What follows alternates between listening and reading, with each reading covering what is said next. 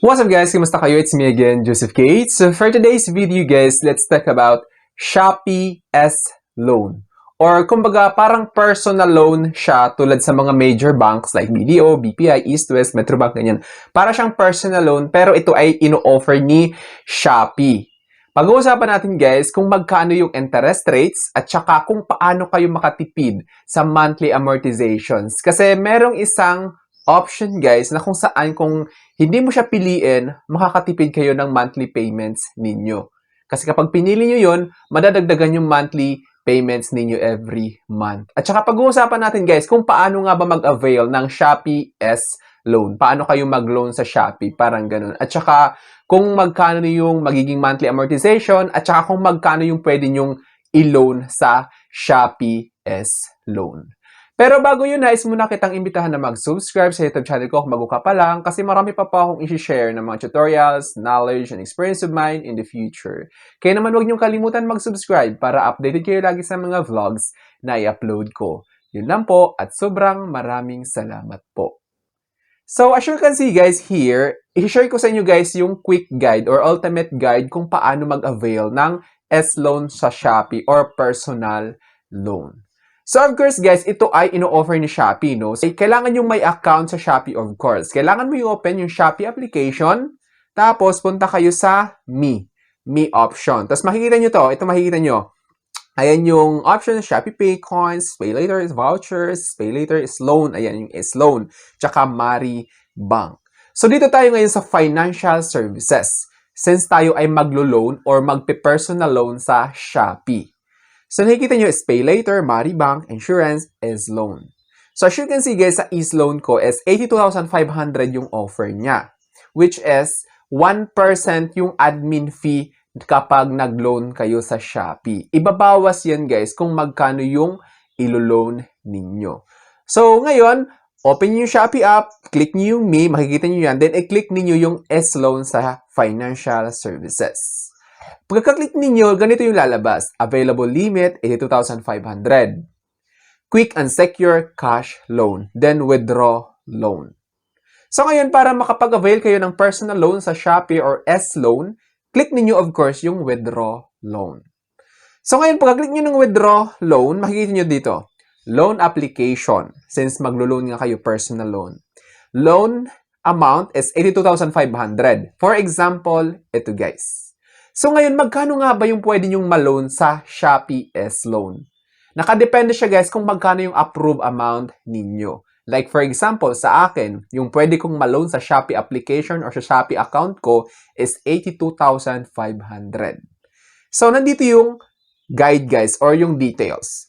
Available from 2,500 to 82,500. Kasi yung available or what I mean is yung minimum loan amount is 2,500. Pataas kung magkano yung available credit limit ninyo.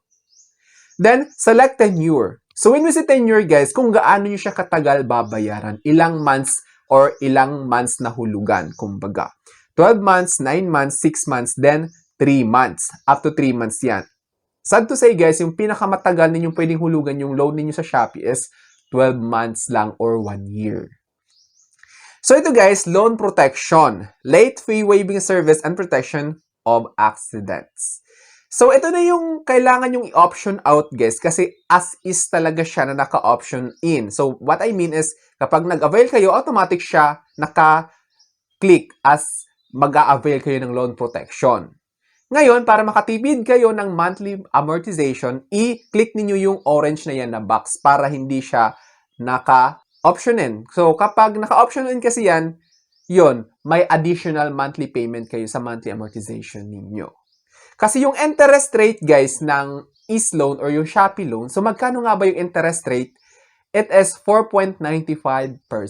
Yun yung regular interest nila. Kaya medyo malaki talaga siya, guys. Expect nyo na. Tapos, yung admin fee is 1%. Maliban sa interest rate, may admin fee which is kapag nag-avail kayo, halimbawa, 10,000 lang yung in-avail ninyo. So, 1% yung admin fee nun or yung convenience fee para mas madaling maintindihan. So, magkano yung 1% ng 10,000? It is around 100 pesos. So, yung net na papasok sa Shopee Pay account ninyo is 9,900 na lang. So as you can see guys, dito sa example, tulad ng sabi ko, para maka-free kayo or para makatipid kayo sa monthly amortization, huwag nyong isi-select yung loan protection. Itong loan protection naman kasi guys is, yung purpose naman ng loan protection is para maiwasan ninyo yung late payment fees kapag nakalimutan nyo magbayad, ganyan. Pero kung on time naman kayo magbayad, hindi nyo na kailangan yung loan protection. Amount to receive is 81,675 na lang. Since 1% nga yung administration fee or yung convenience fee. Sa 82,500 ko na i-avail. Then yun, as you can see, yung monthly payment niya is 11,123.69 since naka-avail yung loan protection, nakikita nyo. Ngayon, kapag tinanggal mo yung loan protection, yung magiging monthly payment na lang ng 82,500 is 10,958.69. O di ba laking tipid from 11,123.69 down to 10,958. O, di ba? Kahit paano. Then ngayon, nakalagay dito is disbursed to Shopee Pay. Then, kapag seryoso na kayo, kapag gusto nyo nang i-withdraw, click nyo lang yung withdraw now.